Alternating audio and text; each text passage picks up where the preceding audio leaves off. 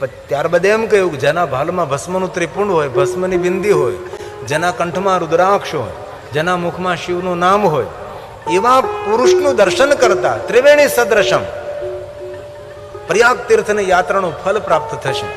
અને મહાદેવે સ્વયં કહ્યું ક્યારે મારું દર્શન ન થાય પણ મારા ભક્તનું દર્શન થઈ જાય તો એ જ મારું દર્શન તમારે સમજવું. રુદ્રા એવ નઃ સંશયા.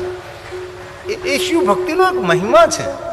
તેથી આપના ગામમાં શિવાલય હોય, રોજ શિવાલય દર્શન કરવા જવું જોઈએ. આમ તો શિવ પુરાણમાં એવું કહ્યું કે દરેક મનુષ્ય 3 વાર જવું જોઈએ. પ્રાતકાલે શિવ દ્રષ્ટવા નિશી પાપ વિનશ્યતિ. આ જન્મ કૃતમ મધ્યાહને સાયાને સત જન્માને. પ્રાતકાલે પણ શિવનું દર્શન કરો, મધ્યાહને શિવનું દર્શન કરો અને સંધ્યા સમયે શિવનું દર્શન કરો. 3 સમય. અમારા શિવ ભક્તો જ્યારે શિવ સંધ્યા કરે છે, જ્યારે સવારમાં જ્યારે શિવજીનું ધ્યાન કરે છે ત્યારે શિવજીને ગૌરવર્ણ જોવાના હોય છે, કલ્યાણ કરનારા શિવને જોવાના હોય છે. જે સંધ્યા કરતા હોય એના માટે છે. અને સંધ્યા શીખવી જોઈએ, સંધ્યા કરવી જોઈએ, પ્રાતકાલે શિવજીને યાદ કરવા જોઈએ. જે મનુષ્ય પ્રાતકાલ મહાદેવને યાદ નથી કરતો તે મનુષ્ય પ્રકૃતિના ઋણમાં રહે છે. પ્રકૃતિના ઋણમાંથી મુક્ત થવા માટે 1000ની જીવનના દરેક કામો છોડીને શિવને યાદ કરવા, આ શિવ મહાપડ ગ્રંથનો મત છે. તેથી પ્રાતકાલ જ્યારે સવારમાં સંધ્યા કરી ત્યારે ગૌરવર્ણ શિવ છે, મધ્યાહને જ્યારે સંધ્યા કરો છો ત્યારે રક્તવર્ણ રુદ્ર છે, જે રક્ષા કરનારા છે. સવારમાં છે કલ્યાણ કરનારા છે, બપોરના રક્ષા કરનારા રુદ્ર સ્વરૂપ છે. સંધ્યા સમયે જ્યારે તમે શિવ સંધ્યા કરો છો ત્યારે શંકર છે, શાંતિ આપનારા, અને શ્યામ વર્ણ છે. આવી રીતે ત્રિસમય શિવજીના રૂપનું વર્ણન કર્યું છે, શિવજીના દર્શનનું વર્ણન કર્યું છે. સવારના શિવ એ કલ્યાણ કરનારા, બપોરના શિવ રક્ષા કરનારા, અને સંધ્યા સમયે સાંજના શિવ એ શાંતિ દેનારા છે. આવી રીતે ત્રિકાલ સંધ્યા શિવજીની કહી છે. પણ એ બધું ન જાણી શકે પણ આપણા ગામમાં શિવાલય હોય, પ્રાતકાલે દર્શન કરીએ સવારમાં તો રાત્રિના પાપોમાંથી મુક્તિ મળે, મધ્યાહને દર્શન કરીએ તો જન્મભરના પાપમાંથી મુક્તિ મળે, અને સંધ્યા સમયે શિવનું દર્શન કરીએ તો 7 જન્મના પાપમાંથી મુક્તિ મળે. આવું શિવ મહાપુરાણમાં કહ્યું છે. પ્રાતઃ કાલ શિવં દ્રષ્ટવા નિશી પાપ વિનશ્યતિ. નિશી મતલબ રાત્રિ, રાત્રિમાં કરેલા કોઈ પાપ હોય એ બધા જ આપણને મુક્ત કરી દે. તેથી ભૂલા વગર રોજ સવારમાં શિવાલયે જવું, અથવા ઘરમાં શિવની પૂજા હોય, જેને ચલિત શિવલિંગ કહેવાય, એમનું દર્શન કરી લેવું. શિવાલય દૂર હોય જવું જોઈએ શિવાલય. और मध्याह्न आजन्म कृतमध्यानि शायानि शतानि च. संध्या समय 7 जन्मोना पापમાંથી મુક્ત. અને કોઈ પ્રાતકાલ પણ જાય, મધ્યાહન પણ જાય અને સંધ્યા સમય, ત્રિસમય કોઈ શિવનું દર્શન કરે તો મેરુ કાંચન દતાન. મેરુ પહાડ જેટલું કોઈ સોનાનું દાન કરે ન કરી શકે, પણ સમજો કે એટલું કોઈ દાન કરે અને જે પુણ્ય મળે એ પુણ્ય 3 સમય ભગવાન શિવનું દર્શન કરવાથી પ્રાપ્ત થાય. એટલું જ નહીં, આગળ પણ કહ્યું ગવા કોટી શતાનિ ચ. કરોડો ગાયોનું દાન કરે, જે પુણ્ય મળે એ પુણ્ય 3 સમય શિવનું દર્શન કરવાથી. અને આગળ પણ કહ્યું પંચ કોટી તુરંગ. 5 કરોડ ઘોડાઓનું દાન કરવામાં આવે. આ બધું જ પુણ્ય. પહેલા તો હાથી ઘોડાનું દાન કરતા હતા, હવે તો દાનની પૂરી પરંપરા બદલી ગઈ. જે કોઈ શિવનું દર્શન કરે છે તત્ફલં શિવદર્શનમ. તત્ફલં શિવદર્શનમ. તેથી જ્યારે સમય મળે ત્યારે શિવનું દર્શન કરવું. કોઈ પણ સમયે કોઈ પણ મનુષ્ય મહાદેવનું દર્શન કરવા જઈ શકે છે. શિવાલયના મંદિરમાં, આપણા શિવાલયમાં કઈ જગ્યાએ પડદા નથી હોતા. 24 ઘંટા 24 કલાક શિવાલય ખુલ્લું રહે છે. મહાદેવ આપણી રાહ જોવે છે. ભગવાન શંકર સૂતા નથી, શંકર નિરંતર જાગૃત જાગેશ્વર છે, તમારી રાહ જોવે છે.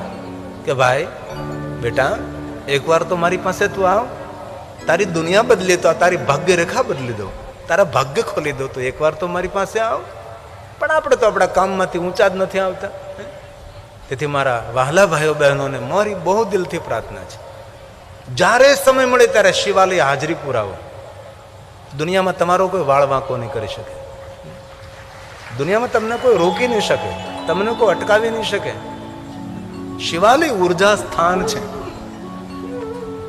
શિવાલય આપણો પ્રાણ છે, શિવાલય એ જીવનું અંતિમ સ્થાન છે. તેથી શિવાલય જવું જોઈએ. અને જ્યારે તમે કોઈ સારો પ્રસંગ કરતા હો ત્યારે જરૂર શિવાલય પર ધજા ચડાવજો. અને જે માણસ શિવાલયના શિખરનું દર્શન કરે, જે માણસ શિવાલયની ધજાનું દર્શન કરે છે, કીર્તિની, ભક્તિની, પ્રતિષ્ઠાની, સંપત્તિની ધજા તેની આસમાનમાં ફરકતી રહે છે. એની પ્રતિષ્ઠા કલંકિત ન થાય. મહાદેવની શિવાલયની ધજાનું દર્શન કરો, શિખરનું દર્શન કરો. અને ક્યારેય અપવિત્ર હોય, સ્નાન ન કર્યા હોય, ઘરમાં જન્મનું સૂતક કે મૃત્યુનું જે હોય તે, ત્યારે શિવાલય ન જવું, પણ દૂરથી શિવજીના શિખરનું દર્શન કરી લેવું, શિવજીની ધજાનું દર્શન કરી લેવું, તો શિવ દર્શનનું ફળ પ્રાપ્ત થાય છે. આ શિવાલયનો અદ્ભુત મહિમા છે. જ્યારે જ્યારે શિવાલય જાઓ, ભગવાનને પ્રણામ કરો અને પછી પરિક્રમા કરવાનું ભૂલો નહીં. શિવાલયની પરિક્રમા કરવાથી સકારાત્મક ઉર્જા મળે છે. શિવાલયની પરિક્રમા કરવાથી દરેક તીર્થોની યાત્રા કરવાનું ફળ પ્રાપ્ત થાય છે. પરિક્રમાનો નિયમ છે, જે પરિક્રમા કરવા જતો હોય તેને બહારની બાજુમાં રહેવું, જે પરિક્રમા કરીને આવતો હોય તેને અંદરની બાજુમાં રહેવું. આવી રીતે પરિક્રમા એક સંખ્યામાં કરવી. જલધારીનું ઉલ્લંઘન ન કરવું, જલધારીથી પાછું ફરી જવું અને ફરી પાછું જલધારીએ પહોંચવું, અને તે જલ આંખ અને મસ્તક ઉપર ધારણ કરવાનો મહિમા છે. શિવાલયની પૂરી પરિક્રમા કરવી હોય તો શિવજીને સ્નાન કરાવેલું જલ જલધારી દ્વારા નીચે જતું હોય છે. ત્યાં એક ચંડને બેસાડવામાં આવ્યો. ચંડની હદ પૂરી થાય ત્યારબાદ શિવાલયની પૂરી પરિક્રમા કરી શકાય છે. જ્યાં સુધી ચંડની હદ હોય ત્યાં સુધી શિવજીની પૂરી પરિક્રમા ન કરી શકાય.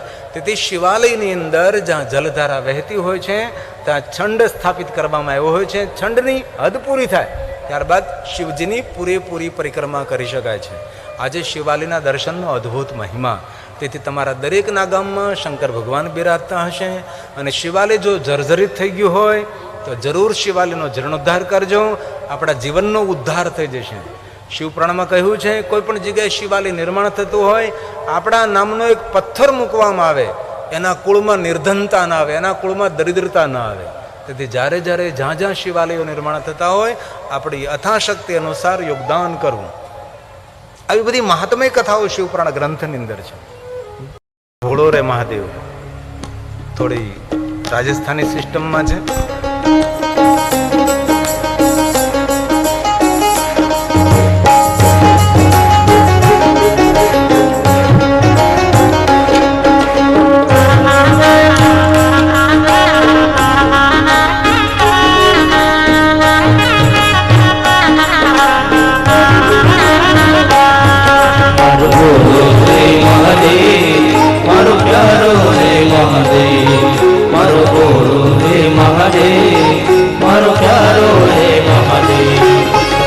सबका तारणहार हो तुम, सबका तारणहार हो तुम, जग का है आधार।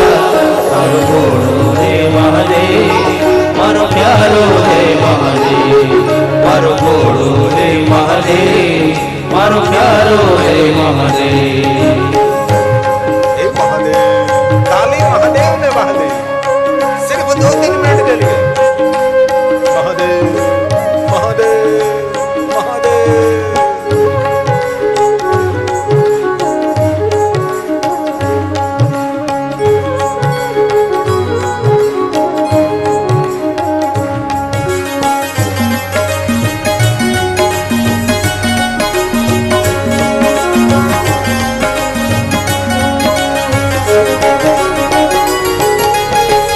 शीश पर गंग विराजे, गंग में पूजन भाले। जटा शीश पर गंग विराजे, कंठ में पूजन भाले। बैठे हैं शिखर कैलाश, बैठे हैं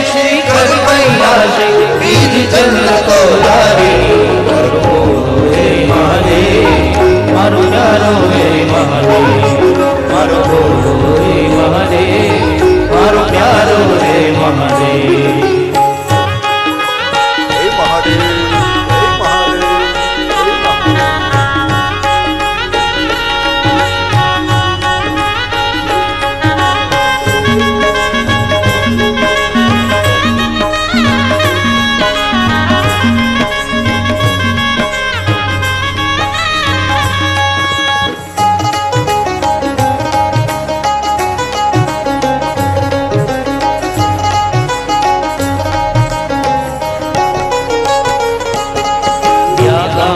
पीतांबर शोभे श्वेतांबर को धारी व्यागांबर पीतांबर शोभे श्वेतांबर को धारी मस्ती में वो मस्त होकर मस्ती में वो मस्त होकर सोहे दिगंबर धारी मारो भोलो रे महादेव मारो प्यारो रे महादेव मारो भोलो रे महादेव मारो प्यारो रे महादेव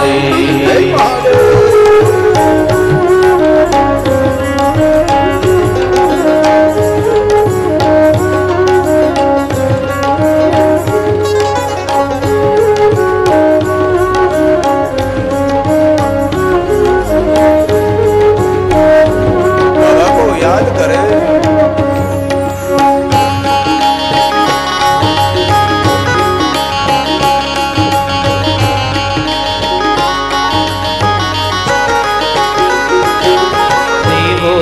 महादेव है वो कालकूट विषधारी देवों का महादेव है वो कालकूट विषधारी गिरी कहे विष का पीनारा गिरी कहे विष का पीनारा अमृत देता भारी मारो भोलो रे महादेव मारो प्यारो रे महादेव मारो भोलो रे महादेव मारो प्यारो रे महादेव सबका तारणहार हो तो सबका तारणहार हो तो जग का है आधार थोड़ो जहर लो पीना लो थोड़ो जहर लो पीना लो थोड़ो मस्ती मारना थोड़ो मस्ती मारना मारा रोग ने हरना रो मारा सूख ने करना रो थोड़ो डाक डमरो वालो थोड़ो डाक डमरो वालो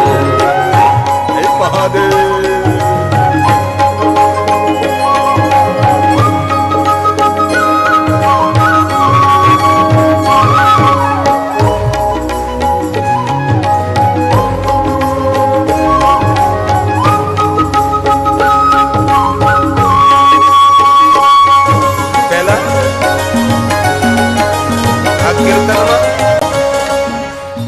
પહેલા કીર્તનમાં અમે એવું લગાતા હતા કે ભોળો ભાંગનો પીનારો. એમાં એક વિદ્વાન મહાત્મા ભટકાઈ ગયા અને એમને બહુ સરસ વાત કરી કે આપ જ કથામાં કહો છો કે કોઈ જગ્યાએ શિવપુરાણની અંદર ભાંગનું વર્ણન નથી અને ખબર નહીં આ ગાંજા દ્વારા ભાંગ ક્યાંથી આવી ગયા. આપણે મહાશિવરાત્રી દિવસે ભાંગ પીએ છીએ પણ શિવ મહાપડ ગ્રંથ સંમત નથી. મહાદેવે સ્વયં એમ કહ્યું કે જે માદક દ્રવ્યનું સેવન કરે છે એ મારો ભક્ત નથી. કેપી દ્રવ્યનું સેવન કરતો એને કહે કે હું શિવ ભક્ત છું, તો ભગવાન શંકરજી કહે કે એ મારો ભક્ત કેવી રીતે હોઈ શકે છે. આમ તો જોયું તો શિવજીને ચોરમાના લાડુ અર્પણ કરી તેને ખસખસના બીજ નથી લગાવતા. ખસખસના બીજ પણ કેપી દ્રવ્ય છે અને શંકર ભગવાનના નામે ગાંજા ધતુરા ભાંગ કેટલું ઉચિત હોઈ શકે છે. અમે કાશી ગયા હતા કથા માટે, તો મહાશિવરાત્રિ હતી, તો લોકો મહાશિવરાત્રિના દિવસે શિવ પાર્વતીના વિવાહનો મહોત્સવ ઉજવતા હતા. તેના કાશી વિશ્વનાથના પૂજારીને મળ્યો હું, ત્યાંના આચાર્યને મળ્યો હું. તો આ લોકોને સમજાવો કે મહાશિવરાત્રિ શિવ પાર્વતીના વિવાહનો દિવસ નથી, એ યોગની રાત્રિ છે, મૌન રાત્રિ છે. અમે મહાકાલેશ્વર ગયા તો ત્યાં પણ લોકો મહાકાલની નગરીમાં મહાશિવરાત્રિ શિવ પાર્વતીના વિવાહ મહોત્સવ ઉજવતા હતા. મહાદેવ પ્રત્યે એટલી ગલત ફહેમી, એટલી ના સમજી, ગેરસમજ આ કલ્પનીય. હવે મહાશિવરાત્રિ તો ભગવાન મહાદેવના લિંગ પ્રાગટ્યનો દિવસ છે. મહાશિવરાત્રિ તો શિવજીની પૂજાનો પ્રધાન નિરાકાર પૂજાનો પ્રધાન દિવસ. બ્રહ્મા વિષ્ણુ જે દિવસે પૂજા કરી ભગવાન. હવે ગાંજા ધતુરા ભગવાન શિવની પરંપરામાં ક્યાં થયા? શિવ પુરાણમાં કોઈ જગ્યાએ વર્ણન ન ગાંજા ધતુરા. તેમાં પછી બદલી નાખ્યું કે ભોળો ભાંગનો પીનારો નહીં, ભોળો ઝેરનો પીનારો. અને શિવ પુરાણમાં વર્ણન કોઈ જગ્યાએ નથી આવતું. તેથી ખૂબ હૃદયથી પ્રાર્થના છે, જો આપ મહાદેવના ભક્ત છો તો ગાંજા ધતુરા ભાંગતો નહીં, તમાકુ માવો પણ નહીં, અને બીડી સિગારેટ પણ નહીં. વ્યસન મુક્ત જીવન શ્રેષ્ઠ જીવન. વ્યસન મુક્ત જીવન એ સાચું મુક્ત જીવન છે. જો કે તમે સૌ તો ડાયા માણસો છો, ગાંજા ધતુરા માવો ન પીતા હો, પણ કાલે મારી સ્વયંસેવક બહેનો કહેતી હતી કે કથા પૂરી થાય એટલે માવાના કાગળિયા બહુ મંડપમાં મળે છે. મેને કીધું હું તો નથી ખાતો. તેથી મારી પ્રાર્થના છે, માવાના કાગળિયા મંડપમાં આજુબાજુ મેદાનમાં ન ફેંકો, તે પ્રાર્થના છે.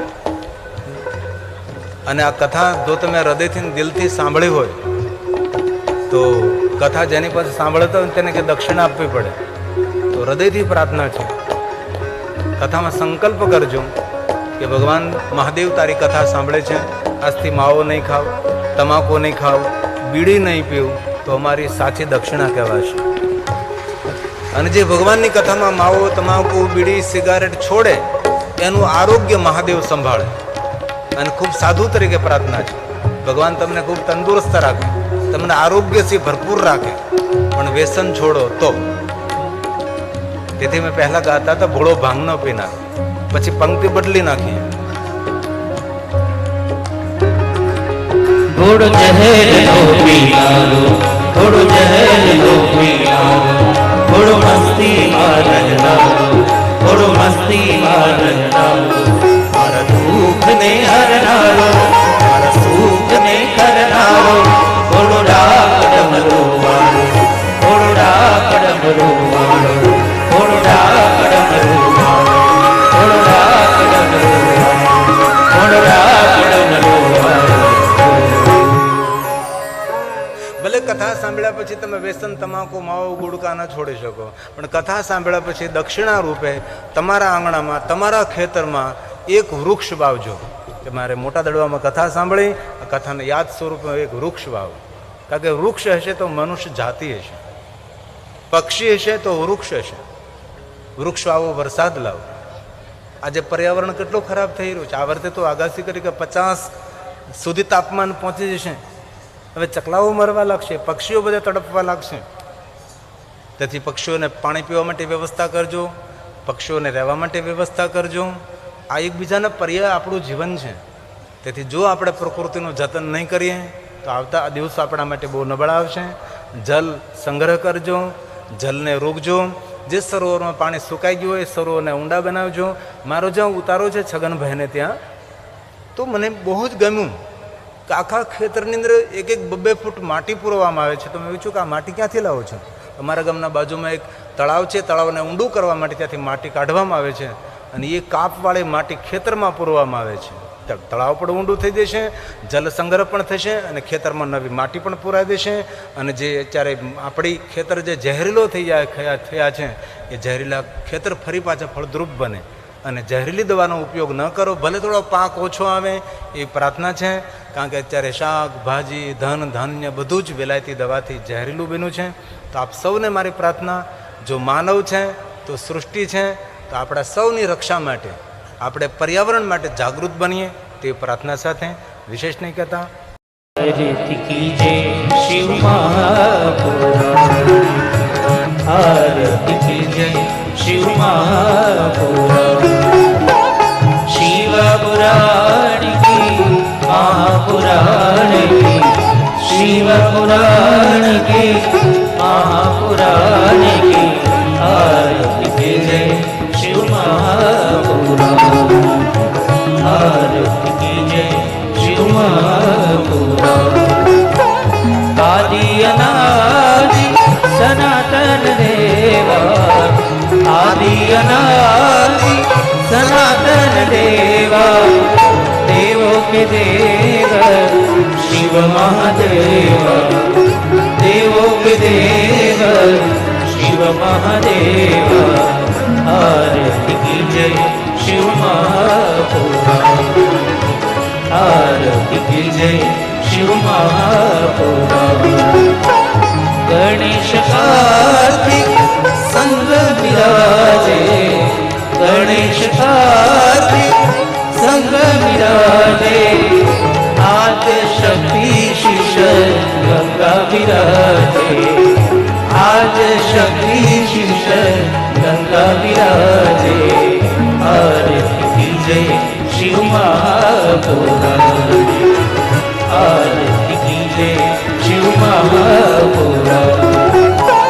गिरी तुम्हारी आरती गावे गिरी तुम्हारी आरती गावे भक्तों पर शिव दया बरसावे भक्तों पर शिव दया बरसावे आरती की जय शिव महापुराण आरती की जय शिव महापुराण कर्पूर गौरम करुणावतारम संसार सारम भुजगेन्द्रहारम सदा वसन्तं हृदयारविन्दे भवं भवानी सहितं नमामि त्वमेव माता च पिता त्वमेव त्वमेव बन्धु च सखा त्वमेव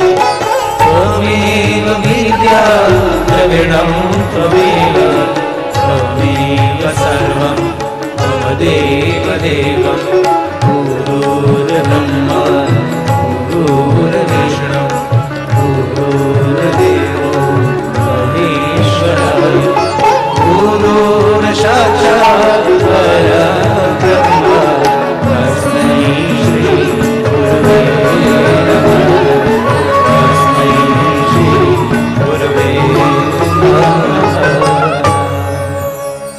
मंगलम भगवान शंभो मंगलम वृषभध्वज मंगलम पार्वतीनाथो मंगलाय तनोहर सर्वमंगल मांगल्ये शिवे सर्वार्थसाधिके शरणे त्र्यंबके गौरी नारायणी नमोस्तुते मंत्रहीनं क्रियाहीनं भक्तियोगचरां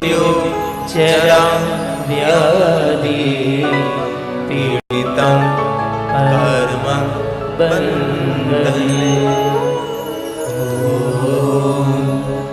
नमः शिवाय ॐ नमः शिवाय ॐ नमः शिवाय ॐ शान्ति शान्ति शान्ति रामचंद्र भगवान की बालकृष्ण लाल की हनुमान जी महाराज की सद्गुरु भगवान की गौ माता की भारत माता की धिंगेश्वर महादेव की सोमनाथ महादेव की भाड़नाथ महादेव की नमः पार्वती पतये हर हर महादेव। જ્યાં ઊભા છો જ્યાં બેઠા છો ત્યાંથી ભગવાનને આરતી આપો. જેમની પાસે આરતી ન હોય મનથી ભગવાનને આરતી આપે અને મનથી આરતી સ્વીકારી લે તે પ્રાર્થના છે. ધન્યવાદ. કથાને વિરામ આપું છું. મહાદેવને પ્રાર્થના કરું છું. મહાદેવ આપના પરિવારમાં સુખ શાંતિ, આપનું આરોગ્ય સાચવે તેવી શિવને પ્રાર્થના સાથે કથાને વિરામ. કાલે સવારમાં 9 વાગે ફરી મળીશું. ઓમ નમઃ શિવાય. ઓમ નમો નારાયણ. ભારત માતા કી જય. સૌ